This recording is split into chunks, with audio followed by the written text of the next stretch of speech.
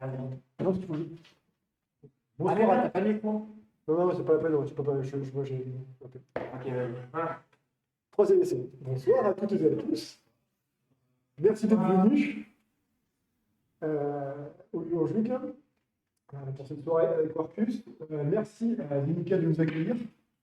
C'est le coup, et puis de nous payer des bières. Merci à JetBrains de nous proposer des licences. On ne pourra pas les faire gagner, s'il vous plaît, vous me le rappelez à la fin. Si jamais votre boîte est intéressée pour nous sponsoriser, pour nous aider à faire venir des speakers, n'hésitez pas à nous contacter. Les événements à venir, alors, un peu calme, après je pense qu'on est peut-être un peu sollicite. Jeudi, chez Python, ça parle du framework Coworks, qui est une surcouche à Flask pour faire des microservices dans Lambda, tout ça. Donc ça rejoint peut-être un peu ce dont on va parler là-dedans, avec Quarkus. Côté JavaScript, alors, il y a une présentation sur Next par un Génical, j'ai oublié comment il s'appelait. Nicolas Payot. C'est sûr. Pour Next, peut-être. Pour Next. Mais l'autre, c'est un Génical. C'est un Génical. L'autre, en fait, il explique comment il a fait pour gagner dans une épreuve de concours de CSS. Il a fait pour gagner, en fait, il faut développer du CSS sans voir le résultat, et qu'à la fin, il faut que le résultat soit bon, en 35 minutes. Donc c'est un challenge. Comment faire le CSS propre. Fin mai, la date n'est pas encore calée. On aura une présentation un peu plus philosophique sur l'éthique dans le développement, de créer des applications, pourquoi. On en aura 2 en fait, ce sera 2 talks. Il y a 2 speakers. Il y a 2 talks. Il y a 2 talks. Ah, je crois que c'était un talk à deux. Si vous avez des sujets à nous proposer, des expériences, ce genre de choses, n'hésitez pas à nous contacter. C'est des speakers que vous avez vus à droite ou à gauche que vous souhaitez voir venir, revoir, n'hésitez pas à nous en parler. Que dire de plus? Je vais laisser la place à Guillaume qui va nous parler de l'automatisation du GitHub avec Quarkus. Je vais laisser se présenter aussi, ça sera mieux. Et puis tout de suite après, on aura du coup un petit point en commun, l'occasion de discuter ensemble, de discuter avec les speakers. Et puis pour les plus courageux, il sera peut-être d'essayer d'aller manger un morceau après. Voilà, Guillaume, je te laisse là. Merci. Merci à tous d'être venus. Aujourd'hui, je voulais vous présenter plusieurs choses. Déjà, le chemin qu'on avait fait avec Quarkus et pour l'automatisation GitHub. Quarkus, c'est un projet qui va vite et on a eu pas mal de problèmes pour automatiser les choses et tout ça. Et je voulais vous raconter cette histoire. Et on verra aussi comment, avec des petites extensions Quarkus, on peut automatiser GitHub. Et l'idée, c'est aussi de vous montrer ce qui est possible de faire avec des extensions Quarkus et comment on peut aller un petit peu plus loin que juste utiliser Quarkus avec les extensions déjà existantes. Je vais me présenter rapidement. Donc je travaille chez Red Hat, principalement sur Quarkus, et je suis aussi le project lead de Hibernate Validator. Sinon, je porte des chemises à fleurs. Je suis le dernier utilisateur d'Eclipse. C'est moi. Bon, ah non, voilà. Oh, c'est full là. C'est full aujourd'hui. C'est incroyable, incroyable. Non,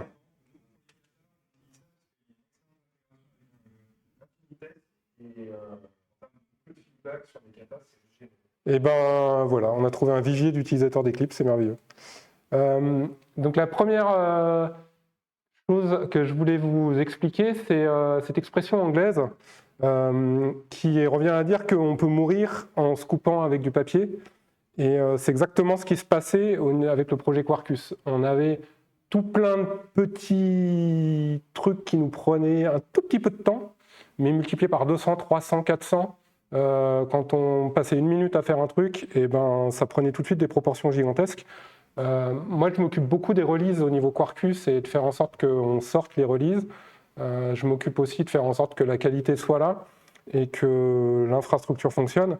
Et je passais vraiment énormément de temps sur des trucs extrêmement cons que je vais vous présenter ici. Donc déjà, il y a énormément de triage à faire parce qu'on reçoit beaucoup d'issues, on reçoit beaucoup de pull requests, et pour ça, il faut qu'on ping les mainteneurs qui vont bien. Quarkus, il y a beaucoup d'extensions, et il y a beaucoup de mainteneurs différents. L'équipe, je pense que c'est 30-40 personnes qui ne bossent pas toujours sur Quarkus, qui bossent aussi sur d'autres projets.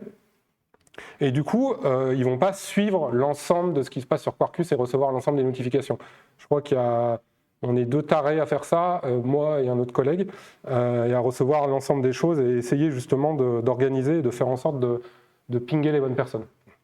Et à chaque fois, pour chaque composant, il faut se rappeler de quelle est la bonne personne à pinguer, ce qui change au fur et à mesure, parce qu'on a des équipes qui bougent, des gens qui partent, des gens qui arrivent, et c'est assez compliqué à faire sur le long terme. L'autre truc qui est extrêmement bête, c'est qu'à chaque fois qu'on mergeait une pull request, il fallait penser à lui affecter la bonne milestone. Donc c'est quelque chose qui paraît simple, mais quand on est dans des équipes hétérogènes qui bossent sur plein de projets, et du coup, sur chaque projet, il y a des procédures différentes. Donc certaines vont utiliser Jira, d'autres vont utiliser GitHub, mais pas forcément avec les milestones et compagnie. Et du coup, c'est extrêmement difficile, même en ayant des gens de bonne volonté, de faire en sorte que les process soient suivis et que des choses aussi bêtes qu'affecter la milestone quand on merge une pull request soient faites. Et quand il y en a 200 à affecter dans l'interface de GitHub, c'est un tout petit peu pénible. Un autre problème qu'on avait, c'est qu'on a des builds qui sont extrêmement complexes pour tester l'ensemble de Quarkus, avec environ 40 jobs différents. Et sur ces 40 jobs, il y en a qui sont très longs et qui génèrent des logs extrêmement longs qui dépassent les tailles limites de GitHub. Donc quand vous cliquez dans l'interface pour avoir les logs, en fait, vous arrivez sur ce fameux warning qui vous dit que vous allez devoir aller voir les logs bruts. Et les logs bruts, il faut les charger, ça prend du temps, c'est extrêmement pénible. Et ça, c'est d'autant plus pénible quand vous avez des tests qui bagotent un peu de temps en temps. Quand vous avez une test suite qui est énorme, de temps en temps, il y a des tests qui bagotent un peu. De temps en temps, c'est l'infrastructure GitHub qui bagote un peu sur GitHub Actions. Et dans ces cas-là, c'est à chaque fois, c'est cliquer sur le job, télécharger le rolog, aller voir l'erreur tout en bas, puis après chercher le test qui a bien pu merdouiller dans le module sur lequel vous avez l'erreur. C'est quelque chose qui, avec un flux de pull request qui est important, prend énormément de temps. Pour donner un petit ordre de grandeur, là on est sur le point de releaser Quarkus 3, qui est notre prochaine version majeure. Quarkus 3, c'est plus de 1000 pull requests et issues, sachant qu'il n'y a pas d'issues pour toutes les pull requests, donc il y a majoritairement des pull requests. Et ça donne une idée de la vitesse à laquelle on va. Et pour chaque release, c'est un peu pareil, et il fallait qu'on résolve ce problème très rapidement. On a donc créé un bot GitHub pour régler ce problème. Les gens qui me connaissent, j'ai quelques collègues dans la salle, savent que je suis assez pragmatique et que j'ai besoin de voir les choses marcher pour me lancer dans un truc. Donc j'ai commencé par faire un petit bot avec Probot, qui est la solution de GitHub pour créer des bots en JavaScript ou en TypeScript. Et j'ai commencé à automatiser des petites choses comme ça et voir ce que ça nous apportait. Le gros avantage, c'est que ça m'a dégagé du temps, parce qu'il y avait plein de choses du coup que je n'avais plus à faire, donc je pouvais passer du temps sur autre chose, dont le fait de me dire comment on va plus loin. Et quand on s'est posé la question comment on va plus loin, vu que l'équipe c'est majoritairement des gens qui font du Java et qu'il faut qu'on puisse maintenir la chose sur le long terme avec plusieurs personnes, il est assez naturel de se dire qu'on ne va pas partir sur du JavaScript et du TypeScript et qu'il va nous falloir aller vers du Java. Et on s'est dit, pourquoi pas faire l'exercice de voir ce qu'on peut faire avec une extension Quarkus, voir où ça nous mène et voir jusqu'où on peut aller. Et on s'est amusé à intégrer un certain nombre de features. Donc là, je vous en liste quelques-unes, mais il y en a beaucoup plus. Il y en a des très simples, il y en a des plus complexes. Celle-là est relativement simple, c'est qu'à partir de mots-clés dans les titres, dans les descriptions des issues, on essaie de pinguer les personnes qui sont potentiellement intéressées par l'issue ou la pull request. On ajoute les labels qui vont bien. Ça marche à la fois sur les issues et les pull requests. Sur les pull requests, on peut aussi dire si vous touchez telle partie du code, on va forcément pinguer la personne qui est responsable de cette partie du code. Donc ça te permet d'automatiser un peu toutes ces notifications. Deuxième chose, affecter les milestones automatiquement. Donc à chaque fois qu'on merge une pull request, ça affecte les milestones automatiquement sans que personne ait à se poser de questions. Ça simplifie énormément le travail sur ce petit point en particulier. Et le truc qui est un petit peu plus amusant, c'est qu'on a fait l'exercice d'extraire le statut de nos builds et de générer un rapport complet à chaque exécution de build qui pose problème, avec l'ensemble des jobs qui posent problème, avec des règles un petit peu avancées. Typiquement, quand on a un job JVM qui pose problème, on va quand même afficher les autres pour donner une idée de ils ont tous merdé ou il y en a certains qui sont passés sans problème et voilà, ça indique les choses correctement. Vous avez du coup la liste des jobs qui ont posé souci. Vous avez la liste des tests qui ont posé problème. Vous pouvez cliquer pour avoir plus de détails. Vous pouvez aller directement à la source du test. Et ça permet d'avancer assez rapidement sur les rapports de bugs, enfin sur les rapports de tests et de failure de tests. Et on est allé jusqu'à ajouter des annotations.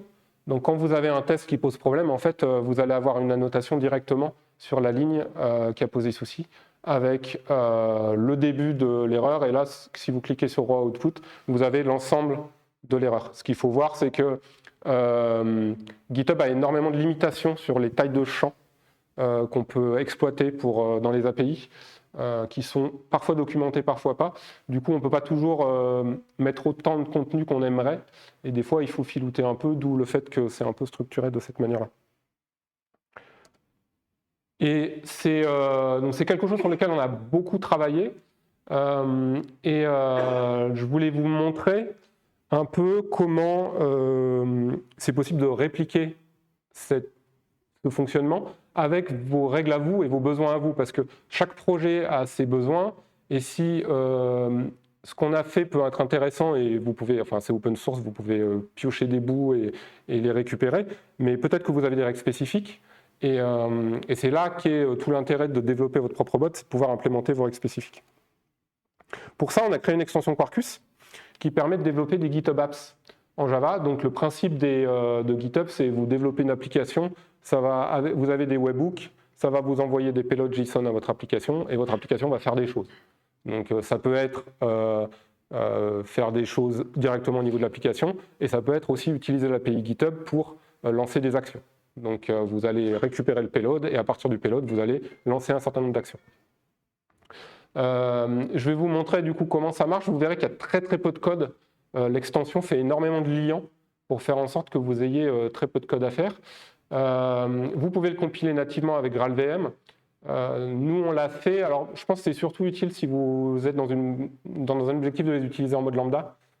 Si vous compilez avec GraalVM, vous avez des temps de démarrage de l'ordre de 20 millisecondes, quelque chose comme ça. Donc si vous êtes en mode lambda, qui a un peu de sens quand même quand on est sur ce mode webhook GitHub, nous on n'est pas allé sur un lambda parce qu'on a énormément d'activités, donc de toute manière ça serait tout le temps actif. Mais si vous avez une activité un peu plus faible, un lambda ça peut être très très bien. C'est très stable, c'est en production depuis très longtemps et le bot tourne sans problème. Je propose qu'on coupe les téléphones, s'il vous plaît. Et ça marche aussi avec GitHub Enterprise, donc si vous avez une instance GitHub Enterprise, vous pouvez l'utiliser. Et le gros intérêt, c'est que vous pouvez très facilement créer votre propre bot. Donc quand on a créé cette conférence, on est tombé sur ce post de quelqu'un qui s'appelle Richard.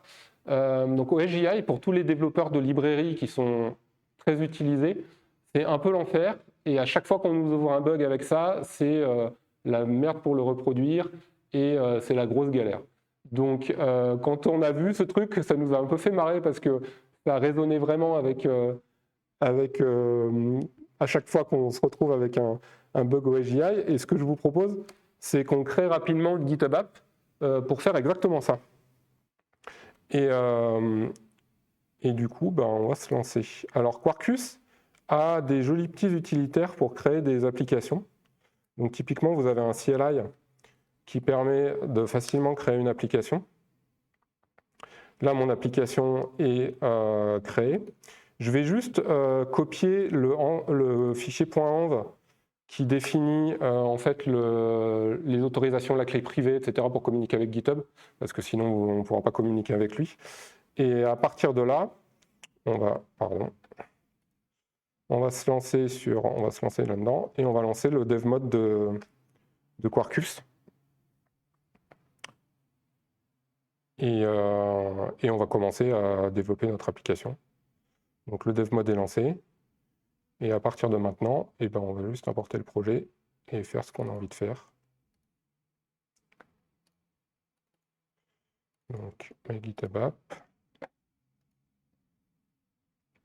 Vous me dites si c'est trop petit. Enfin là, je vais faire des trucs très bêtes et puis après, vous aurez le code.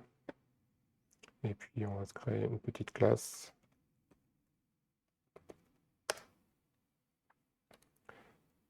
Donc, le principe, il est affreusement simple. C'est qu'en fait, on va écouter les événements. Et c'est à peu près tout ce qu'on va faire. Donc, pour écouter des événements, on a toute une série d'annotations qui nous permet... Donc ça vient avec l'extension. Et du coup, là, on va écouter l'événement issueOpen et on va récupérer un payload de type issue. Ça vient de l'API GitHub Java, qui n'est pas développée par nous, à laquelle on a contribué, mais qui était existante. Et ensuite, on peut faire un truc très bête. Du coup, on va juste tester si quand je ne suis pas juste en face, c'est un peu... On va juste tester si le titre... non. Get issue. Peut-être... on va mettre un peu de lowercase, comme ça, ce sera... Et on va tester si ça contient OSGI. Et du coup, si ça contient OSGI, on va prendre l'issue, on va rajouter un commentaire pour dire... Ah, purée. Eclipse, des fois, il fait des trucs bizarres. Notre produce. Et on va fermer l'issue. Alors, l'API GitHub a la mauvaise idée d'envoyer des IO exceptions sur quasiment toutes les méthodes. Et ça, le framework le gère. Donc, vous l'envoyez et puis on va gérer les erreurs et on va gérer le truc. Et normalement, à partir de maintenant, si on va sur le petit projet que j'ai créé pour gérer les trucs et qu'on crée en...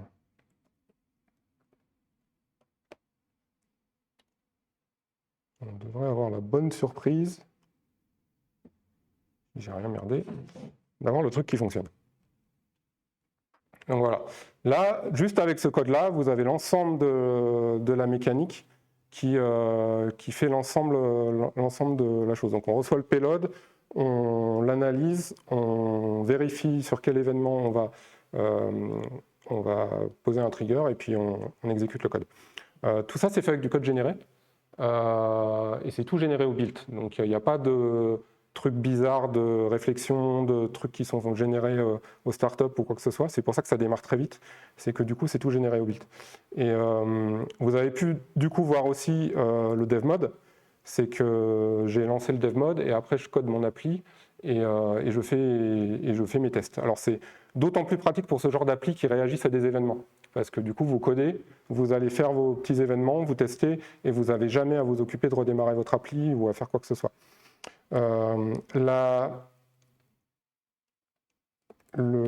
L'extension vient avec une petite appli qui permet de voir les payloads que vous avez reçus.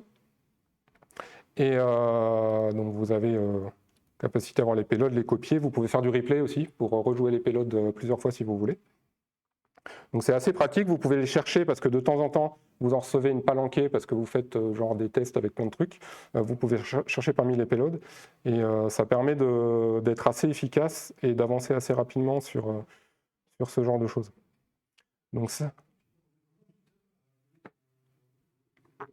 Alors ça, en fait, Alors, je ne vous ai pas montré la partie où dans GitHub, on donne l'URL pour définir la GitHub Apps. Mais en fait, donc ça c'est tout documenté, il y a une grosse doc sur l'extension, j'ai vraiment beaucoup travaillé la doc. En fait, quand tu crées ta GitHub App, tu dois la déclarer auprès de GitHub. Donc tu la crées, tu la déclares auprès de GitHub, tu donnes son URL, tu vas récupérer une clé privée pour faire en sorte que ce soit un peu sécurisé les échanges, et après tu vas installer ta GitHub Apps dans ton projet. Donc là, dans mon projet, ma GitHub Apps est installée, et du coup, à partir du moment où ma GitHub Apps est installée, j'écoute un certain nombre d'événements. Donc pour ta GitHub Apps, tu peux dire j'écoute les issues, les commentaires, les pull requests, etc. Et à partir de ce moment-là, GitHub va t'envoyer tous les événements sur ta GitHub Apps. Voilà. Ouais, alors intégré dans l'extension, il y a, quand ça se lance, là, en fait, il y a un proxy SMI.io qui est un truc qui est fourni par GitHub, enfin fourni par GitHub plus ou moins. Et du coup, je me connecte automatiquement sur SMI.io et ça génère les trucs. Donc ça, c'est tout géré automatiquement. Tu crées un channel sur SMI.io, tu prends l'URL du channel, tu la mets dans ta config et l'extension gère la chose automatiquement dès le démarrage. Donc c'est tout intégré un peu magiquement. Et voilà. Donc la partie création de la GitHub App et la partie administrative GitHub, elle est un peu alors longue façon de parler, mais c'est un peu chiant, c'est créer la GitHub App, récupérer la clé privée, etc. J'ai extrêmement bien documenté ça parce que je voulais que ce soit simple. Donc il y a vraiment un guide étape par étape pour faire l'ensemble de ces éléments-là. Voilà. Et c'est en fait comme ça que fonctionnent toutes les GitHub Apps qu'on installe dans les projets GitHub, c'est vraiment sur ce modèle-là, quoi. Et c'est pour ça qu'elle vous demande les autorisations et compagnie sur ce qui va être permis pour la GitHub Apps. Quand vous créez une GitHub Apps, vous définissez ses permissions, vous définissez ce qu'elle va écouter, et c'est à partir de là que ça permet d'avancer. Si vous êtes curieux, à la fin, je peux vous montrer l'interface où on définit la GitHub Apps. Donc ça, c'était pour la première étape. Voilà, donc ce que je voulais vous montrer, c'est que déjà c'est du Quarkus, donc vous retrouvez tous les éléments qui font Quarkus, le live reload, la config, le panel d'extension Quarkus si vous voulez faire des choses un peu rigolotes, l'injection CDI évidemment, si vous voulez de la persistance, vous avez la persistance, du Kafka, tout ce que vous pouvez y avoir besoin en fait. On utilise une API GitHub qui est existante et qui est utilisée par plein de gens, à laquelle pas mal de gens contribuent, donc elle est assez complète. Elle n'est pas aussi complète que l'API JavaScript GitHub, mais elle est quand même très complète. Moi, je contribue régulièrement pour ajouter des choses que les gens demandent et qui nous paraissent un peu utiles, nous, de notre côté. Et il y a beaucoup plus de fonctionnalités que je vous ai montré. Typiquement, les annotations d'événements, vous en avez plein, vous pouvez écouter vraiment tout un tas d'événements. Configuration dans le repository, vous pouvez avoir des fichiers JSON ou YAML dans le repository, avec une annotation, vous injectez le fichier de config, il y a de la désérialisation automatique, donc vous pouvez le mapper sur du Java et récupérer votre fichier de config bien mappé. Vous avez donc la repli UI que je vous ai montré, et vous avez aussi un framework de test qui est basé sur Mockito qui vous permet de tester que votre GitHub App elle fait pas n'importe quoi. Et comme je le disais précédemment, c'est super bien documenté. J'ai vraiment fait un gros boulot là-dessus, et que ce soit toutes les étapes de création, toute la partie de développement, toutes les fonctionnalités qui sont disponibles, toutes les annotations, tout est documenté. Et après, on s'est dit, pourquoi pas aller un peu plus loin, parce que donc c'est des gens chez Red Hat qui m'ont fait part de ce besoin-là, c'est qu'ils avaient envie de développer un bot. Et typiquement, les bots, un peu comme des PandaBots, je ne sais pas si vous voyez un peu ce que fait des PandaBots, mais vous avez une interface un peu homme-machine avec des PandaBots où vous pouvez lui donner des commandes, et des PandaBots va faire ce que vous lui avez demandé. Effectivement, c'est un besoin récurrent, et toute la partie cérémonie, elle a l'air simple au début, et en fait elle est un peu pénible parce qu'il faut parser les commandes, il faut les router vers les bonnes commandes. Potentiellement il y a la gestion de permission, parce que vous pouvez avoir des commandes qui sont accessibles que pour les gens qui sont committeurs de votre projet, ou que les gens qui sont administrateurs de votre projet. Et aussi il y a toute la partie retour utilisateur, pour dire j'ai compris la commande, je suis en train de l'exécuter. Typiquement des PandaBots répond avec les petites réactions GitHub pour vous dire j'ai compris la commande, je suis en train de faire des choses. Et du coup, on a développé une seconde extension qui est dans le même projet, qui permet de développer ce type de commande. Je vais boire un peu d'eau.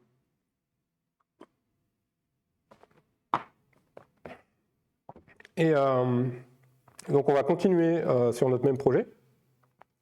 Et on va créer une autre classe qu'on va appeler MyGitHubBot. Alors, pour faire cette feature, en fait, je suis parti du principe que, en fait, c'était comme de la ligne de commande, quoi. On fait de la ligne de commande, et je me suis dit, mais j'ai pas du tout envie de réimplémenter un parseur juste pour ça. Les parseurs, ça prend du temps pour faire les choses correctement, et j'avais pas envie de maintenir ça sur le long terme. L'un des objectifs de mes extensions, quand je les ai développées, c'était que la maintenance devait être facile, parce que j'ai assez peu de temps à passer dessus, et du coup, il faut que la maintenance soit rapide. Donc, le parseur, c'était hors de question. Du coup, je me suis dit, pourquoi pas réutiliser une librairie qui gère de la ligne de commande, et qui parse de la ligne de commande, et qui fait du routage de la ligne de commande. J'en ai essayé plusieurs. Celle qui répondait le plus à nos besoins, notamment sur sa capacité à mettre en cache toute la partie parsing, ça s'appelle Airline. Et du coup, ce qu'on va utiliser là, c'est des annotations qui viennent de la librairie Airline. Et on va déclarer en fait un CLI avec des commandes. Et ce CLI, on va d'abord l'appeler addBot. Et ça va être le petit mot qui va faire en sorte que les choses vont être parsées. À partir du moment où un message va commencer par addBot, je vais parser les choses et je vais les envoyer à la librairie Airline. Après, on va créer des commandes. Pour créer des commandes, on a besoin d'une interface qui va être commune à l'ensemble de nos commandes. Donc on peut se créer plusieurs bots, mais on a quand même besoin d'une interface commune pour l'ensemble des commandes qui font partie d'un bot. Donc on va l'appeler myCommand. Et pour ces interfaces, on doit avoir une méthode run. C'est le seul. Et je ne vais pas utiliser Runable parce que justement, je vais rajouter des paramètres très vite. Et là, l'idée, c'est de se dire, on va créer une commande qui va dire bonjour, simplement. Et c'est bien tout. Donc ça va implémenter myCommand. Et voilà. Donc à ce truc-là, je vais ajouter ce qu'on a déjà vu un peu précédemment, le payload. Et là, dans ce cas-là, en fait, le payload qu'on reçoit, c'est un payload de commentaires, parce que l'objectif, c'est de répondre à des commentaires. Donc là, on reçoit le payload de commentaires. Et du coup, on va simplement demander à Eclipse de rajouter la méthode. Et donc, on va se dire, on va rajouter des arguments quand même, pour vous montrer un peu comment ça marche. Donc,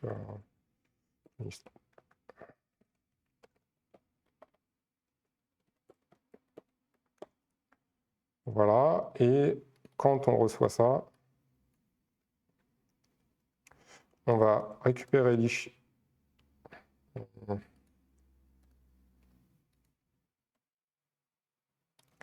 On va récupérer l'issue qui est associé à ce commentaire et on va juste ajouter un commentaire pour dire hello.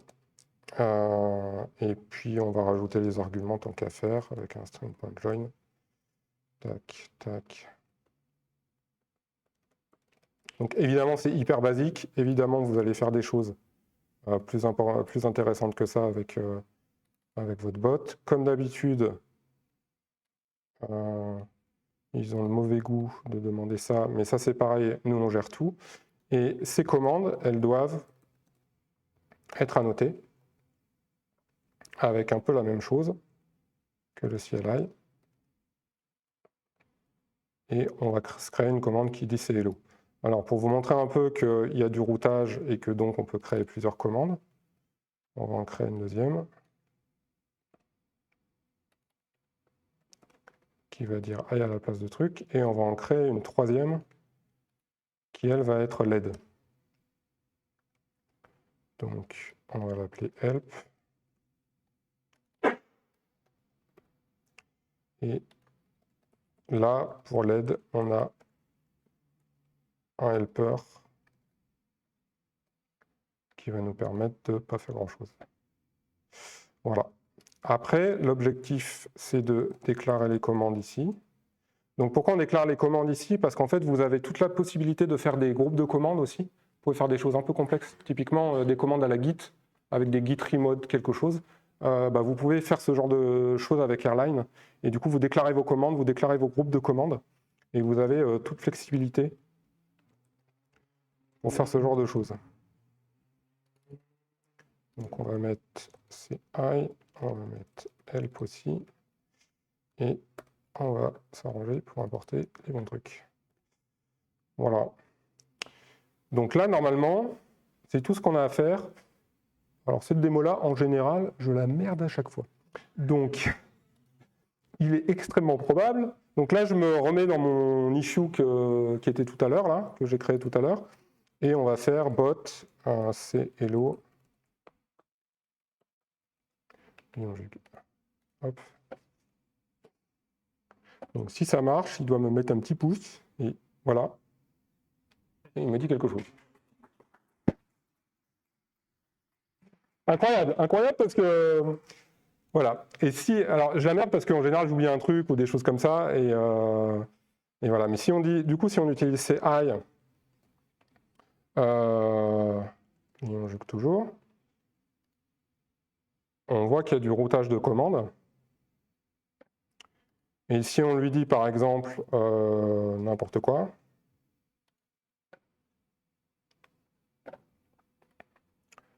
Et il va nous dire qu'il ne comprend pas, et il va nous filer l'aide. Donc il y a moyen de... Alors là, je vous ai montré vraiment la base, mais sur les commandes, vous pouvez définir des descriptions, du coup, vous pouvez avoir une aide qui est beaucoup plus descriptive et beaucoup plus aidante. Et il y a vraiment énormément d'options. Les groupes de commandes, les permissions, il y a vraiment plein de choses. Donc je vais vous en reparler un petit peu. Vite fait. Donc, comme je vous disais, bibliothèque Airline, donc je ne fais pas de parsing manuel, je déteste ça. Vous pouvez gérer des permissions à la fois sur les rôles et aussi sur des équipes. Donc, vous pouvez créer des équipes et définir que telle commande n'est accessible qu'à une équipe.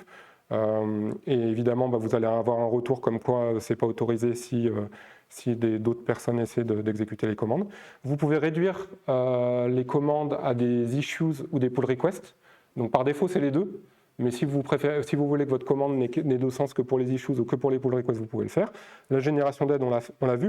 Et il y a vraiment plein d'autres options pour faire des trucs un peu rigolos. Et ça permet... on a des gens qui ont fait des choses assez sympas avec ça. Et ça permet d'automatiser pas mal de choses.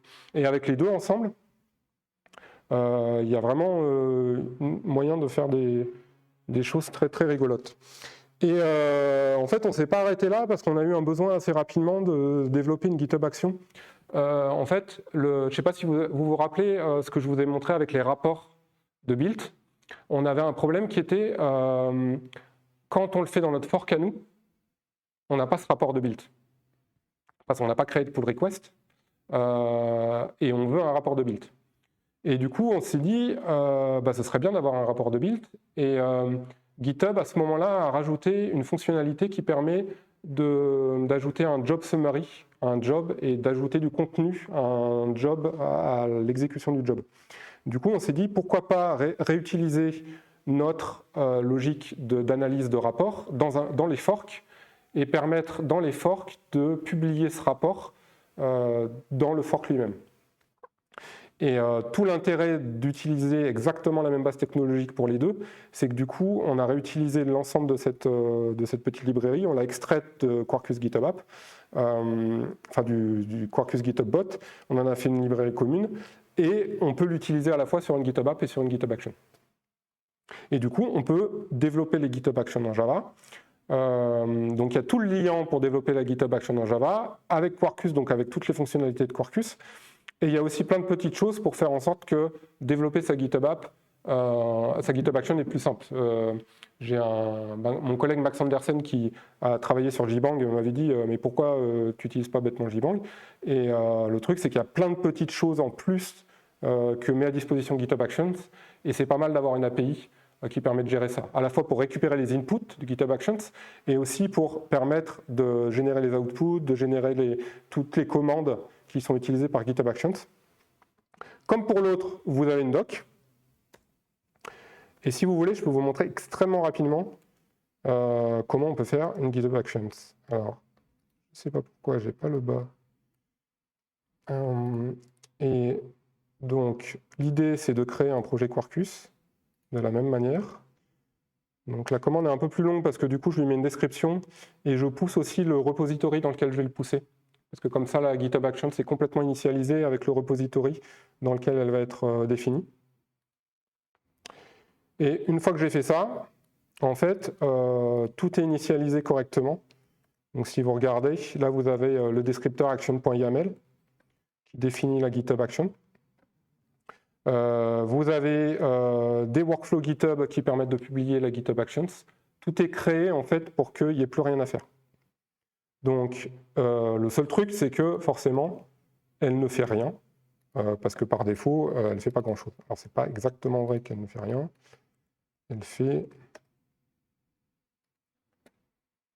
Hop, vous avez un tout petit template où vous avez du coup une petite annotation action.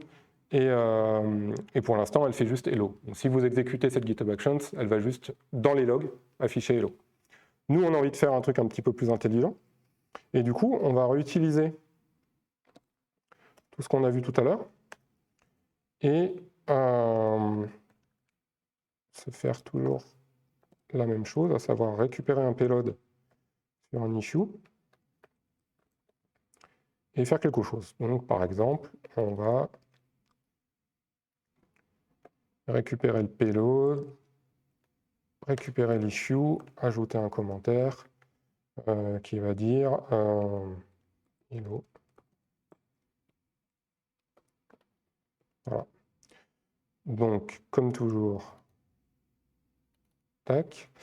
Et autre chose que je voulais vous montrer, c'est la capacité à injecter des commandes GitHub Actions. Donc, la commande GitHub Actions dont je vous parlais tout à l'heure, qui est Append Job Summary, qui permet du coup de rajouter un résumé à un job qui a été exécuté, vous permet de pousser du Markdown qui va être affiché au niveau du job. Donc par exemple, et puis c'est vraiment du Markdown, donc vous pouvez faire à peu près tout et n'importe quoi. Voilà.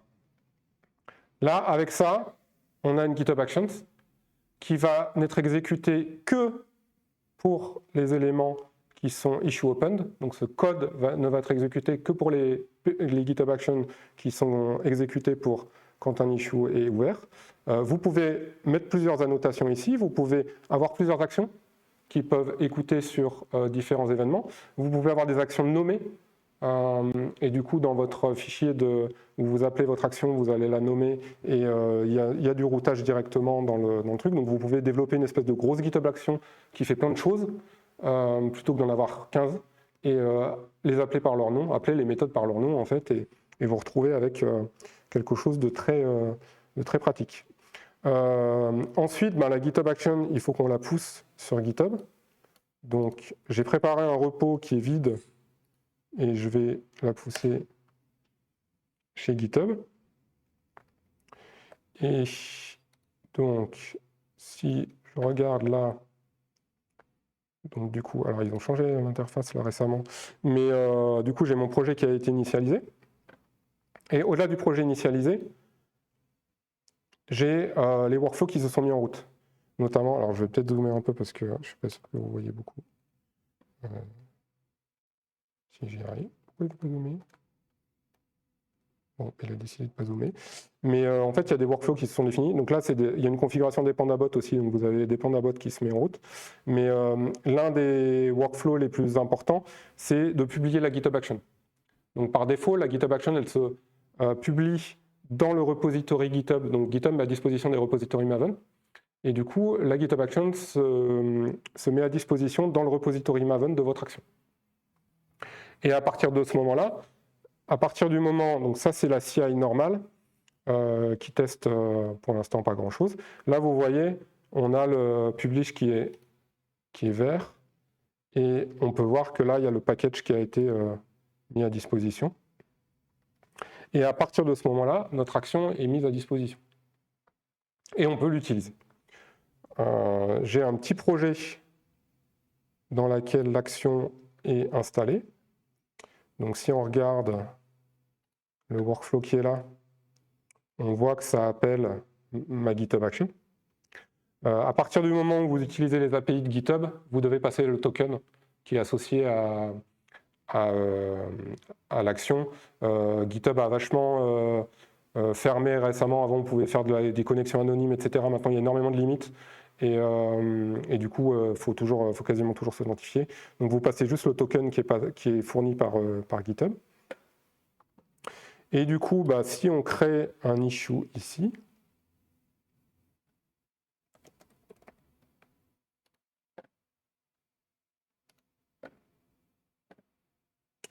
ça va lancer une action.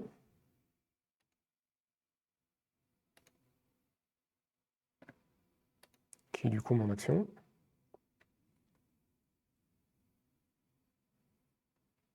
Donc par en dessous, ça utilise quand même JBang pour résoudre le jar au niveau du repository Maven.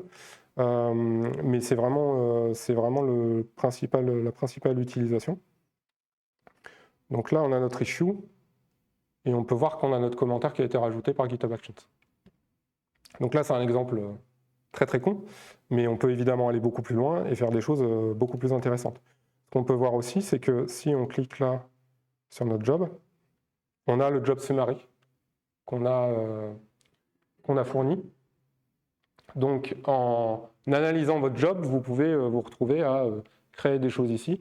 Et nous, c'est là qu'on poste pour les forks le rapport d'exécution du job.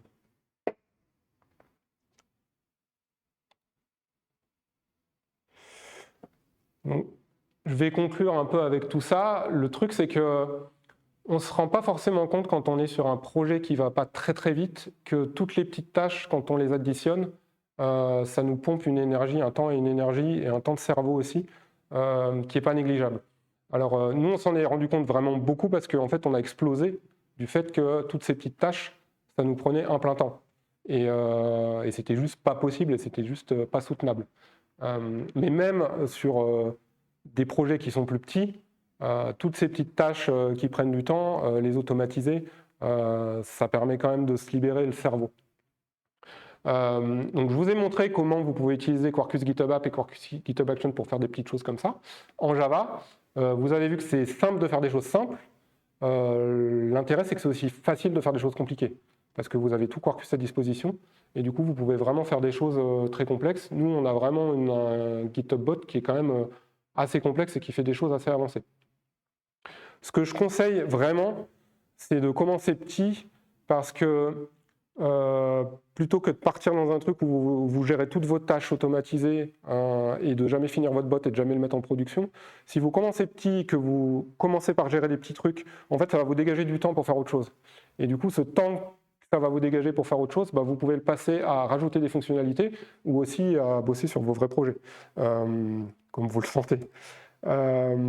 Et ce que je voulais aussi vous montrer, c'est que c'est des extensions Quarkus. Et je les ai développés avec l'idée que je voulais très peu de code à maintenir, je voulais que ce soit extrêmement simple, je voulais aussi que ça démarre vite et qu'on puisse potentiellement imaginer une utilisation lambda. Et ce qu'il faut savoir, c'est que tout est câblé durant le build de l'application, toutes les annotations sont analysées, du code liant est généré, donc il y a de la génération de code avec une librairie qui s'appelle Gizmo, qui a été développée pour Quarkus, qui permet de faire de la génération de code en Java de manière relativement simple. Alors ça reste de la génération de bytecode, mais c'est beaucoup beaucoup plus simple que ce qu'on peut faire avec ASM par exemple, qui est à la limite du compréhensible, et avec ByteBuddy qui est pas beaucoup mieux, mis à part pour des usages très spécifiques comme de la génération de proxy. Là, Gizmo pour faire du code, c'est vraiment très très pratique. Et si jamais vous commencez à regarder l'écosystème Quarkus, c'est quand même pas mal si vous faites des applis de vous poser la question, est-ce que finalement, je ne pourrais pas développer une extension pour analyser mon appli, à partir d'annotations, remonter certaines choses, voire remonter des erreurs, pourquoi pas, ça peut être juste bêtement remonter des erreurs au build, mais ça peut être aussi faire beaucoup plus de choses comme générer du code au build. Voilà, je vous remercie de m'avoir écouté, j'espère que ça vous a un peu donné envie de jouer avec GitHub, et puis n'hésitez pas si vous avez des questions, et si vous voulez en voir plus. Ouais. C'est peut-être un petit peu à côté, mais il y a une partie apparemment de publication de rapports, etc. Tu fais ça comment? Ah non, les rapports, ils sont tout publiés dans GitHub. Ouais. En fait, on publie le rapport dans la pull request ou dans le job summary là que j'ai montré, et ensuite tout le reste. Tout se câble sur des trucs GitHub et la capacité à se plugger dans GitHub. Les limites, c'est que donc GitHub, typiquement pour les commentaires, a des limites de taille. Donc j'ai des espèces de modes dégradés où quand il y a énormément de choses il y a énormément d'erreurs, par exemple, on ne va pas pouvoir remonter les stack traces dans le commentaire qu'on va remonter. Donc en fait, petit à petit, ça se dégrade automatiquement pour remonter, pour être capable de remonter un rapport quand même. De toute manière, quand il y a beaucoup d'erreurs, c'est qu'il y a vraiment un gros truc qui merdouille et tu vas le voir rapidement. Et du coup, on dégrade petit à petit pour rentrer dans le truc GitHub. Et l'idée, c'était vraiment de ne pas avoir à maintenir une appli à part.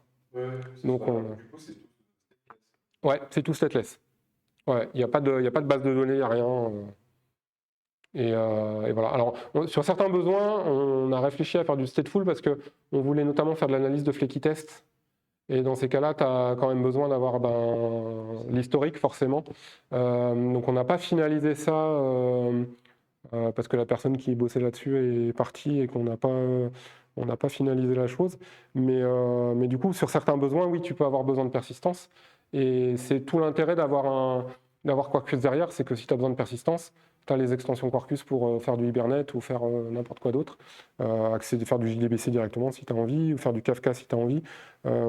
Et du coup, ça permet vraiment d'ouvrir des portes et de ne pas se retrouver limité parce qu'on a vu trop petit. Et c'est ça que j'aime bien dans ce truc-là, c'est que c'est hyper facile de faire des choses hyper simples. Là, vous avez vu, c'était hyper simple ce que j'ai fait et c'est hyper facile, il y a très peu de code. Et en même temps, quand vous faites des choses compliquées, vous pouvez vous concentrer vraiment sur le métier que vous êtes en train de faire et vous concentrer vraiment sur les problématiques de la chose. Vous ne passez pas de temps à faire de la gestion d'erreurs, vous ne passez pas de temps à faire du liant, à faire du wiring, à vous demander comment récupérer vos payloads GitHub. Tout est géré automatiquement et ça permet vraiment d'aller vite. Voilà. Ouais. Tu as brièvement mentionné, je crois, les tests unitaires, en tout cas à un moment donné, tu parlais de Mockito. Ouais. Moi, je me demandais si j'écris du code, justement, je commence à faire des tâches un peu compliquées, est-ce que tu as une stratégie de test à préconiser pour s'assurer que le code que j'écris pour le département d'automatisation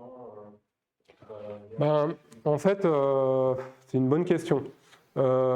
Mockito, donc ça marche. Ça peut vite devenir problématique parce que ça devient vite très très compliqué. Pour l'instant, on n'est pas passé à autre chose. Moi, je m'étais demandé, alors la GitHub API qu'on utilise a une stratégie de test où en fait ils exécutent les tests et ils les enregistrent avec WireMock. Et du coup, après, ils sont rejoués et du coup, ils testent qu'avec une entrée donnée, la sortie WireMock est la même. Ce qui peut être utile quand tu fais des applis où ta sortie, c'est d'aller faire des requêtes HTTP. Ce qui peut être aussi limitant si la sortie de ton appli, en fait, c'est pas de faire des requêtes HTTP.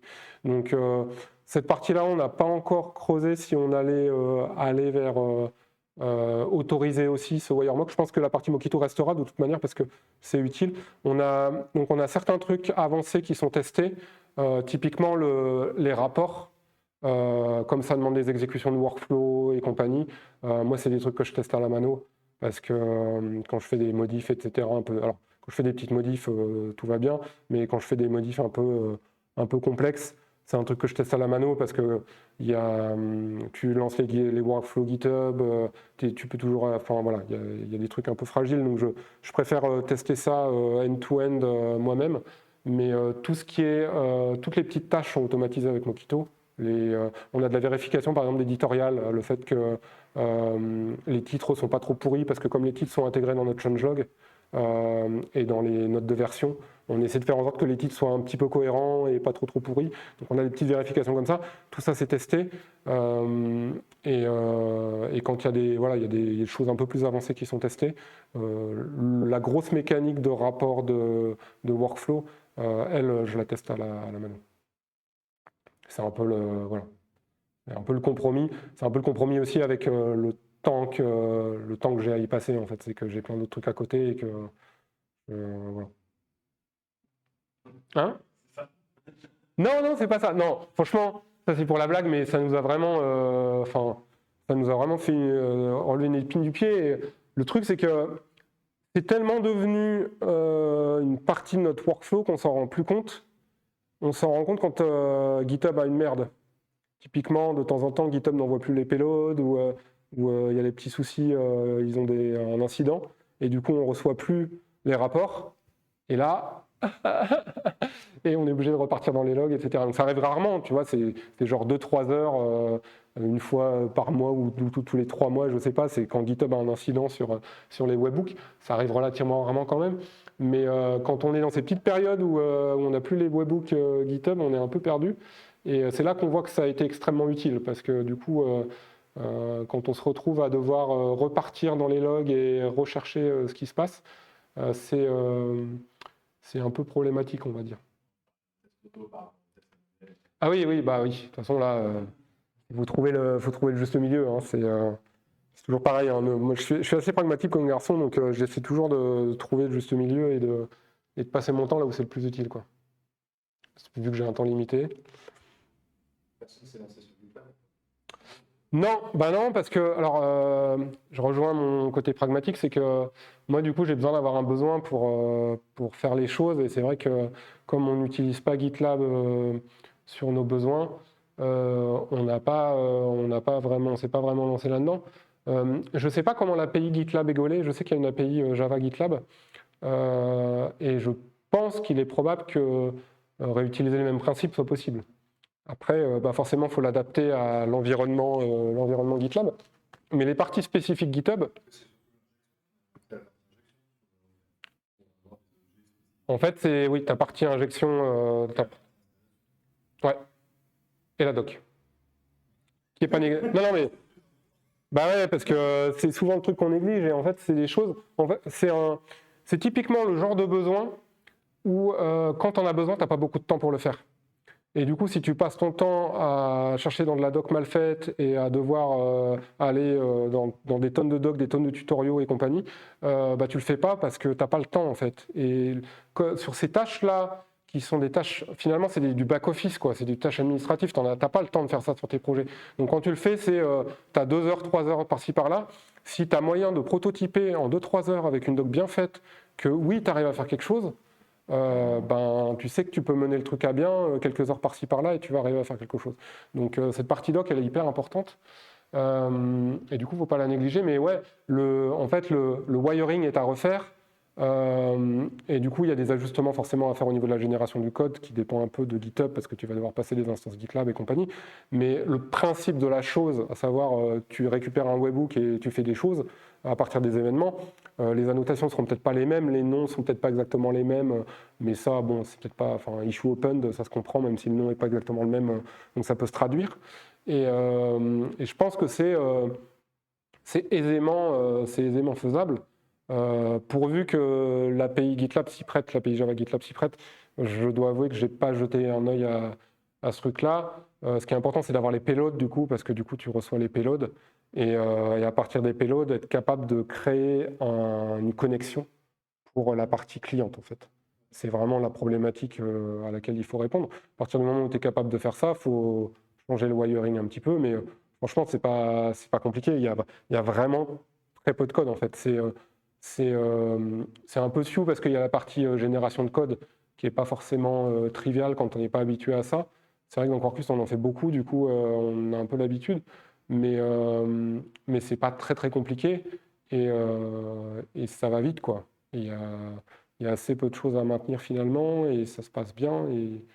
Et c'est cool, moi je suis assez content. J'ai passé assez peu de temps dessus en fait, depuis que ça crée, et ça fait le job et ça le fait bien, quoi. Et donc il y a des gens qui l'utilisent parce qu'on a des retours de temps en temps, à la fois de trucs publics, mais aussi de gens qui... le support GitHub Enterprise vient du fait qu'il y a des gens qui utilisent GitHub Enterprise qui ont dit, ah bah tiens, moi j'ai besoin, en fait GitHub Enterprise, les API GraphQL et REST ne sont pas construites sur le même schéma d'URL. Donc du coup, il a fallu avoir des paramètres de configuration pour gérer ça, des choses comme ça, donc on a eu des retours. Et la partie GitHub Action, elle est vraiment récente et j'ai vraiment pas du tout communiqué dessus. Et j'étais surpris l'autre jour en préparant la conf de voir qu'il y avait des gens qui s'étaient mis à l'utiliser en fait pour développer des GitHub Actions. Et le fait est que ça marche depuis un moment, parce que nous on l'utilise depuis un moment, mais j'ai pas fait le boulot d'en parler et de le montrer. Et c'est vrai que c'est pareil, la partie GitHub Actions, en fait, quand on a besoin d'en faire une, on n'a pas trop de temps. Et si on n'est pas fluent en JavaScript, en TypeScript et sur l'API REST de GitHub, c'est vite pénible en fait. Et puis même rien que la structure du projet, même le fait de s'habituer au machin, et du coup on regarde des exemples, on regarde machin, et ça prend vite du temps. Là, le fait de vous générer un projet, tout est déjà câblé, y compris le workflow de publication, et il n'y a plus qu'à référencer la GitHub Action, c'est classé, quoi. Ça permet quand même d'aller super vite. Et du coup, vous êtes en Java, vous avez toute la composition qui va avec, et toutes les API Quarkus qui sont à disposition. Et ce que je voulais dire aussi, c'est qu'il ne faut pas faire de blocage parce que c'est du Quarkus et que vous ne connaissez pas Quarkus. Les principes de base de Quarkus sont hyper simples. Et du coup, là, si vous avez juste besoin de... moi, dans ma GitHub app, j'utilise quasiment rien de spécifique à Quarkus. Il y a l'injection CDI qui n'est pas exactement la même que dans Spring. Et encore que dans Spring, on peut utiliser les @inject, etc. Mais voilà, en gros, vous utilisez @inject au lieu d'utiliser du @autowired. Et c'est pareil. Et il n'y a vraiment pas à se poser de questions. Et c'est... voilà, le fait que c'est du Quarkus ne doit pas être bloquant si vous ne connaissez pas Quarkus. Vous verrez que c'est un détail dans ce que ça vous permet de faire, c'est un détail. Une fois que vous avez Quarkus Dev et puis la création de l'application, c'est parti, quoi. C'est parti. Ouais. En fait, c'est que dans ma question, c'est on ne peut pas Quarkus du tout. Et Ouais. moi, je trouve ça cool, je réponds en face. On a un projet qui beaucoup de pertes et beaucoup de situations de mort, donc je ne peux pas adapter, mais je pense que c'est une bonne façon de commencer avec Quarkus sur un projet de je pense que c'est pas idiot parce que... ouais, c'est pas idiot parce que du coup, déjà, tu commences avec un truc simple, qui est quand même bien câblé et qui est bien documenté. Donc c'est une bonne manière de démarrer, je pense. Et après, le truc, pour démarrer avec Quarkus, c'est installer la partie CLI, installer l'autocomplétion du CLI, et après, c'est quand même relativement simple les débuts. Là, la création de l'application, tu vois, c'est une commande. Tu as une application qui est entièrement câblée. Lancer le dev mode, c'est Quarkus Dev. Tu démarres et après tu codes. Voilà. Ouais, alors. La question pour au-delà de cette apparente, c'était des difficultés intrinsèques qu'il faut pas commencer. Franchement, alors moi je suis quelqu'un d'hyper transparent. Tu vois, typiquement, si tu me demandes ce que je pense de Spring, je vais te dire que c'est bien. Et si tu l'utilises, je vais dire que c'est un bon choix et que voilà. Et là, je vais te dire aussi, Quarkus, c'est un bon choix. Et je vois pas de difficulté inhérente. Alors oui, l'écosystème est peut-être un petit peu différent, mais en fait, tu retrouves vite tes bases. Les principes sont les mêmes, les composants finalement sont quasiment les mêmes. Peut-être ce qui est le plus différenciant, mais là tu le verras pas, c'est tout ce qui reste, qui n'est pas la même chose, parce que forcément Spring Web et JAX-RS, c'est pas la même chose, mais les concepts sont les mêmes, tu traduis les annotations et tu t'en sors à peu près. Et après, voilà, une fois que tu es rentré dans Quarkus avec le système d'extension, là tu vois, j'utilise les 12 extensions qui sont faites pour ça, j'utilise rien d'autre, j'ai l'injection qui est disponible, et avec ça, je peux déjà m'amuser. Tu vois, et au moins me mettre le pied à l'étrier et me dire, voilà ce que ça fait de développer une application Quarkus, voilà comment je peux la builder, voilà comment je peux builder du natif, voilà comment je peux la déployer sur Kubernetes, par exemple. Et à partir du moment où tu as câblé ça, tu peux te poser la question de te dire, je vais avoir des besoins de persistance. Comment je fais avec la persistance? On a des guides pour te montrer comment faire avec la persistance. La persistance, c'est Hibernate ORM, donc c'est un truc qui est utilisé par Spring par ailleurs. Donc tu vas retrouver tes petits en termes d'annotation, etc. Il y a juste la configuration qui ne sera pas la même. Après, pour le reste, voilà, nous, on a des trucs qui sont peut-être un petit peu optimisés sur notre Bootstrap, parce qu'on a travaillé le Bootstrap différemment, mais globalement, c'est les mêmes choses et tu retrouves les mêmes concepts. Il n'y a rien de... En fait, ce qu'il faut voir, c'est qu'on a été capable de créer Quarkus parce qu'on avait déjà les composants. On n'aurait pas pu créer un framework de zéro. On n'a pas les ressources pour créer un framework de zéro avec tous les composants. En fait, Red Hat a été capable de créer Quarkus parce que on a des gens qui bossent sur Hibernate ORM, on a des gens qui bossent sur la stack JAX RS, on a Hibernate Validator qui était aussi géré par nous. On a toute une stack qui est existante et qui est là depuis très longtemps. Et en fait, Quarkus, ce que ça retravaille, c'est la manière de démarrer l'appli, la manière de gérer l'appli, la manière de démarrer l'appli. Sinon, tu retrouves exactement les concepts qu'il y avait avant, en fait. Et on est allé plus loin sur certaines choses parce que le fait qu'on change la manière dont on développe les applis, et l'hypothèse de Quarkus pour développer les applis, c'est qu'on a plein d'informations au build. Et en Java, on a fait l'erreur de se dire qu'en fait, on s'en foutait du build et qu'au runtime, on allait regarder les annotations et passer plein de temps à regarder les annotations et tout bootstrapper au runtime. Et en fait, l'hypothèse de base de Quarkus, c'est au build, on a tellement d'informations, pourquoi pas les utiliser pour faire en sorte que le runtime soit plus rapide et que le fait qu'au démarrage, on puisse avoir un runtime plus optimisé et qu'on puisse démarrer plus vite parce qu'on a fait une partie des choses au build. C'est pas magique Quarkus en fait, c'est juste que au lieu de tout faire au runtime au moment où on démarre, il y a plein de choses qui sont faites au build. Et là, c'est typiquement ce que je fais avec mes extensions, c'est que quasiment tout le wiring de mon extension est fait au build. Et je génère des bin CDI qui vont câbler tout et tout est câblé au build. Et c'est vraiment ça le principe. Donc il n'y a pas de magie, il n'y a pas de révolution finalement, si ce n'est le fait de se dire que, en fait, tout faire au runtime, c'est débile et on a plein d'informations au build, faisons plus de choses au build. Et c'est ça l'hypothèse de Quarkus. Et après, une fois qu'on a fait ça, on démarre super vite. Pourquoi on n'aurait pas un dev mode qui permettrait de plus avoir à démarrer son application et d'attendre 10 secondes à chaque fois et de switcher de terminal et compagnie? Le dev mode, c'est pas un truc magique, c'est pas du changement de bytecode, etc. Le dev mode, c'est on redémarre l'appli. C'est bête comme chou, c'est on détecte les changements, on redémarre l'appli. Il n'y a pas plus bête que ça. Et du coup, on peut se permettre ça parce que ça va vite. Si on avait notre appli, alors évidemment, si tu as une grosse appli avec énormément d'entités, Hibernate et ORM et compagnie, ton appli, elle va peut-être mettre 10 secondes à démarrer. C'est pas magique. Il y a un moment, le Bootstrap, il prend du temps sur certaines choses. Mais je pense qu'on sera quand même suffisamment rapide pour que ce soit utilisable. Et du coup, c'est vraiment cette hypothèse de départ qui est hyper simple au niveau de Quarkus, c'est repensons comment on construit les applications, repensons comment on démarre les applications, qui a permis d'ouvrir plein de portes. Et du coup, c'est pas un nouveau framework magique, c'est pas un truc qui se base que sur des concepts nouveaux. Tu retrouves tes petits, tu retrouves des stacks qui existent depuis longtemps et qui sont qui ont été très utilisés et qui du coup sont très utilisables, quoi. C'est pas des trucs qui sont tout neufs et voilà. Alors on a des composants qui sont tout neufs, on a des choses sur lesquelles on a décidé d'innover parce qu'on pensait que c'était des priorités, mais on a une grosse partie de la stack qui utilise des stacks qui sont utilisés aussi par Spring et par Micronaut ou d'autres d'ailleurs. Je sais pas si ça répond à ta question, mais franchement, je pense que ça vaut le coup d'au moins essayer et de te rendre compte ce que ça fait de développer une application avec Quarkus, ce que ça change.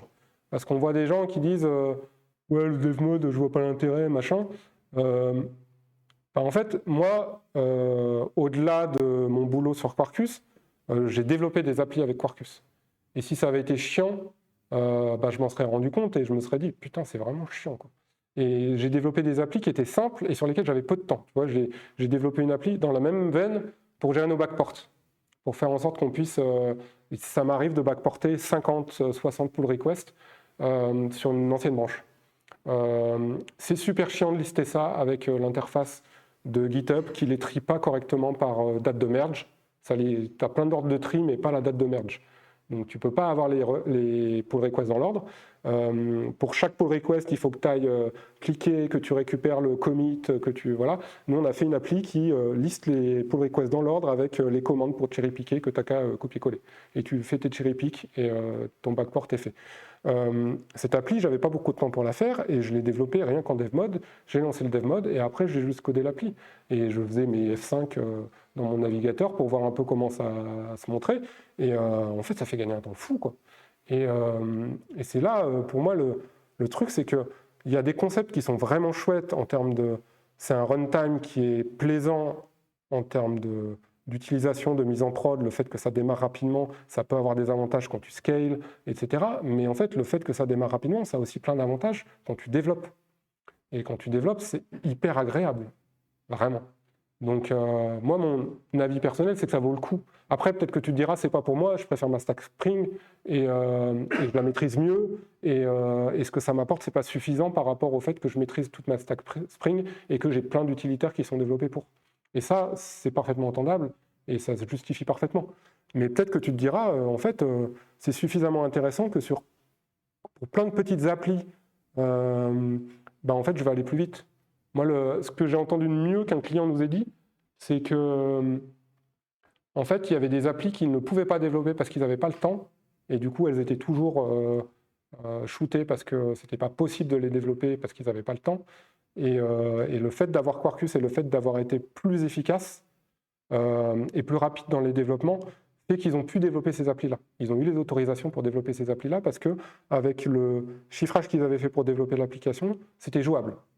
Et ça, j'ai trouvé ça cool de se dire, en fait, la manière dont on fait les choses permet à des applications qui n'auraient pas pu voir le jour de voir le jour parce que ça permet d'être plus efficace, d'aller plus vite. Alors, évidemment, si tu as toute l'habitude de ta stack Spring, tous tes automatismes Spring, au début, il y a peut-être des choses que tu vas trouver pénibles, déroutantes et compagnie, mais je pense que les concepts sont quand même très similaires, très symétriques, et qu'on retrouve vite ces petits, et je pense que c'est quand même assez bien câblé, qu'il y a quand même beaucoup de docs, et qu'on est aussi très réactif quand il y a des questions, quand il y a des problèmes, etc. On essaie quand même de faire un gros boulot pour que les gens soient contents, et voilà, donc mon avis personnel tente le coup, et si c'est pas pour toi, c'est pas grave. Tu n'auras pas perdu grand-chose, tu vois. Voilà. Non, mais ça, je pense que ça vaut le coup de tenter. Ça vaut le coup de tenter. Ouais. Là, on a vu qu'il y avait des annotations dans le code, et puis derrière, ouais. Une extension, ça peut faire des tonnes de trucs. En fait, une extension... Ouais, alors en fait, une extension, c'est en deux parties. Tu as une partie qui s'exécute au build, et une partie qui va être ton runtime. Ce qui s'exécute au build, ce n'est pas visible au runtime. Donc, au moment du build, si tu as des librairies que tu utilises au moment du build, elles ne seront pas visibles au runtime. Donc, tu peux typiquement faire des gros trucs lourds avec des librairies un peu reloues qui sont très grosses au build, sans que ça ait d'impact sur ton runtime. Alors, au build, tu récupères plein de choses. En fait, on a toute une infrastructure de build qui est composée de ce qu'on appelle des build steps. Tu mets une petite annotation et ta méthode va faire partie du build. Et au niveau du build, tu peux consommer des choses et produire des choses. Donc, tu vas consommer, par exemple, on a un index d'annotation, par exemple, qui est généré par Jandex. Du coup, tu vas pouvoir récupérer ton index d'annotation. Donc, c'est une des choses qui fait qu'on utilise très peu de réflexion, c'est qu'on a un index de l'ensemble des annotations qu'on peut requêter hyper facilement et hyper rapidement parce que c'est un index, quoi. Donc, toutes les annotations Attentity, on peut les récupérer d'un coup, hyper rapidement, des choses comme ça, sans faire de scan de ClassPass, parce que du coup, l'index Jandex, il est beaucoup plus optimisé que du scan de ClassPass. Donc, tu vas pouvoir récupérer par exemple ça. Donc, on a ce qu'on appelle des build items. Donc, tu vas récupérer ces éléments. Et toi, tu vas pouvoir produire des build items. Donc, par exemple, dans mon extension à moi, je récupère l'index d'annotation, parce que je veux récupérer mes petites annotations à tissu open de là. Et à partir de ces annotations, je vais générer des classes. Et du coup, j'ai un build item que je génère qui fait de la génération de classes. Et ces classes vont être intégrées dans le build de Quarkus et vont être générées et intégrées dans le jar. Donc moi, ce que je fais dans mon extension, c'est je récupère mes petites annotations, je fais mon micmac pour générer du code, je dis à Quarkus que voilà du code généré, démerde-toi avec. Je dis aussi à Quarkus que j'ai des bins CDI additionnels, parce que du coup, les classes générées, je veux que ce soit des bins CDI. Et Quarkus va faire en sorte que tout ça, ça soit intégré dans le build. Ça, c'est la partie build. Donc, moi, je l'utilise en fait, cette partie build, pour faire toute l'analyse des annotations et tout le wiring. Donc, toute la partie câblage entre la méthode que tu vois et le fait que je reçois le payload de GitHub, toute cette partie câblage, elle est faite automatiquement par cette extension build. Il n'y a rien qui est fait au runtime. Là où le runtime est important, c'est que, par exemple, j'ai besoin d'une route qui va récupérer, donc moi j'utilise un truc qui s'appelle Reactive Routes, qui est un truc assez bas niveau pour faire de l'HTTP. Donc je reçois la requête HTTP. Et il faut bien que je déclare cette route et que je dise ce qu'elle va faire. Ça, c'est du runtime.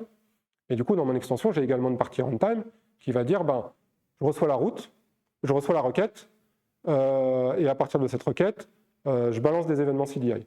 Les événements CDI vont être reçus par les classes que j'ai générées au build. Et à partir de ces événements CDI, ils vont être routés vers la méthode que j'ai créée moi. Et c'est vraiment ça. Du coup, une extension Quarkus, c'est un mélange de trucs que tu peux exécuter au build et du runtime. Il y a des extensions où il n'y a que du runtime, il y a des extensions où il n'y a que du build. Et ce qui est vraiment intéressant, je trouve, c'est que cette notion de build step et de build item fait que tu te préoccupes assez peu, en fait tu ne te préoccupes pas des dépendances de build et compagnie, parce que le build va les résoudre automatiquement. Donc forcément, il ne faut pas avoir de dépendances qui se marchent dessus, sinon tu as des messages d'erreur pour dire qu'il y a des dépendances circulaires et des choses comme ça. Mais si tu fais des choses relativement simples, en fait c'est très très simple de se câbler sur le build. Tu crées ton build step, tu consommes les build items que tu veux. On en a une liste, c'est documenté. Et puis, à partir de ces build items, tu fais des choses et tu produis d'autres build items qui vont être consommés.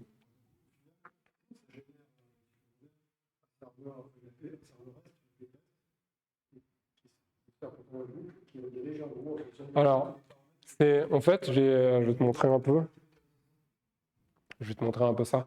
En fait, cette partie-là, la reactive route, c'est un truc qui est au runtime, qui est statique. Au runtime, c'est un truc qui est dans mon extension.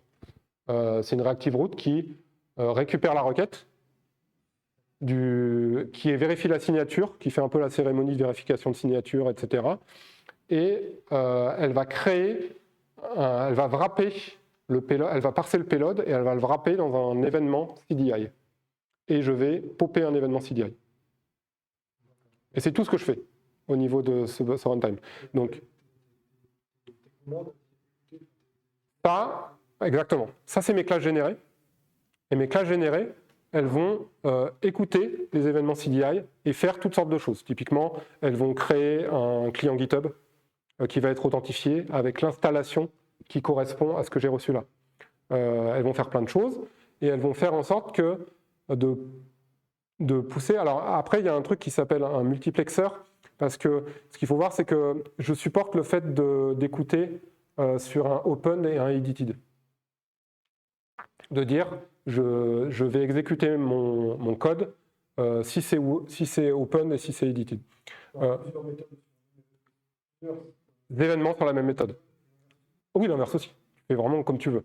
Et ça peut écouter les mêmes, hein, tu peux les exécuter. Le seul truc que tu n'as pas, c'est que, comme c'est des événements CDI, tu n'as pas d'ordering. Donc si tu écoutes issue open plusieurs fois, ça va être exécuté un peu comme ça vient. Donc si tu veux un ordering strict, tu l'écoutes une fois et tu fais tout l'ensemble de ton unité de travail dans cette méthode. Mais nous, typiquement, dans le GitHub Bot, on a énormément de méthodes qui coûtent les mêmes choses. Et là, du coup, quand tu fais ça, comme ça, c'est des qualifiers CDI, strictement avec CDI, il faudrait que j'envoie un événement qui soit à la fois ça et ça, pour que ça arrive là, en termes de CDI. Ce qui n'est pas le cas. Là, j'ai soit ça, soit ça. Et du coup, j'ai ce que j'appelle un multiplexeur qui va, alors pas tout à fait copier cette méthode, mais c'est à peu près ça, qui va partir de cette méthode et qui va en fait en créer deux, une pour celui-là, une pour celui-là.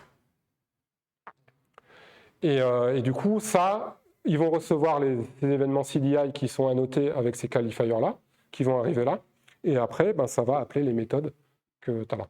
Et donc, du coup, toute cette partie-là, enfin, ça c'est ton code, ça c'est du runtime, tout ça c'est généré au build. Les classes générées, Ouais. On peut les voir et est-ce qu'on peut les débugger? Alors, tu peux les dumper. On a un truc qui permet de les dumper et on a un truc automatique qui permet de les décompiler aussi. Donc, tu peux arriver à voir tes classes générées. Juste en passant, au moment du build, tu passes une commande. On utilisait Fernflower et on est passé sur Killflower qui est un décompileur. Et du coup, quand tu veux débugger tes classes, quand tu fais de la génération de code, ça arrive effectivement d'avoir à récupérer le bytecode.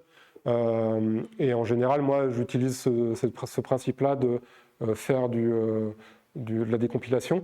Et alors, j'ai jamais fait, mais tu peux aussi générer ce qui est nécessaire pour pouvoir faire du debugging. Perso, moi, je décompile et je regarde le bytecode généré. Enfin, pas le bytecode généré, mais le code généré. Et à partir du code généré, je me démerde. Et ça m'est arrivé sur certains trucs un peu bizarres de retourner au niveau bytecode et de voir le bytecode, mais je le fais très rarement. Ce qu'on génère, c'est du bytecode. Ouais. Ce qu'on génère, c'est du pur bytecode. En fait, Gizmo, c'est une couche au-dessus d'ASM. Donc ça simplifie l'écriture de trucs ASM, mais c'est une couche au-dessus d'ASM. En dessous, c'est de l'ASM. Donc on génère du bytecode. Et après, oui, effectivement, tu peux le... Mais franchement, le fait d'avoir tout intégré pour que tu puisses avoir un répertoire avec l'ensemble de tes classes générées bien propres, décompilées proprement et avec l'arborescence qui va bien, c'est super pratique. Parce que... Voilà. Exactement. Donc, dans la réalité des choses, on n'a pas besoin, mis à part quand tu développes une extension. C'est-à-dire que moi, j'en ai eu besoin pour développer l'extension, pour débugger le bytecode généré. Toi, quand tu utilises l'extension, tu n'auras jamais besoin de ça. Si tu arrives à avoir un problème là-dedans, c'est que j'ai merdé quelque part. Et je ne vais pas dire que c'est peu probable, mais j'ai pas mal bossé et ça marche quand même bien. Donc, il peut y avoir des bugs, mais je pense que s'il y a des soucis, de toute manière, ce sera sur cette couche-là. Et si toi, tu bosses là-dessus, normalement, ça roule et tu n'as jamais à regarder. Voilà.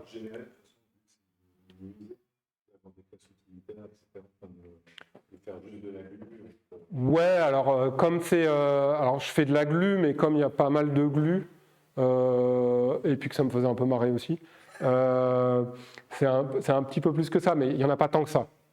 C'est pas énorme, les classes sont quand même assez petites. Et là, tu vois, ça fait peu de choses en fait. Ça fait peu de choses. Et sur la partie command airline, le truc qui fait les adbots fait quelque chose. C'est un peu plus comme tu le disais, à savoir, c'est un peu plus complexe en fait. Il y a un petit peu plus de choses. Et du coup, effectivement, j'ai typiquement des classes abstraites qui vont implémenter pas mal de choses. Et je génère du coup des classes qui vont juste faire la glu. Exactement. Hériter et pas faire trop de bytecode. Donc le bytecode, ça va bien quand tu fais des choses assez basiques et assez simples. Franchement, avec Gizmo, ça se fait vraiment bien, c'est assez agréable. Mais c'est clair que ça prend du temps et du coup, sitôt que c'est un peu complexe, vaut mieux faire comme tu dis et ça marche beaucoup mieux. La partie peut-être qu'on s'arrête, qu'on aille se retrouver là-bas pour manger. Ouais, ok. Et vous pouvez continuer évidemment à discuter. On n'a pas applaudi là. Oui.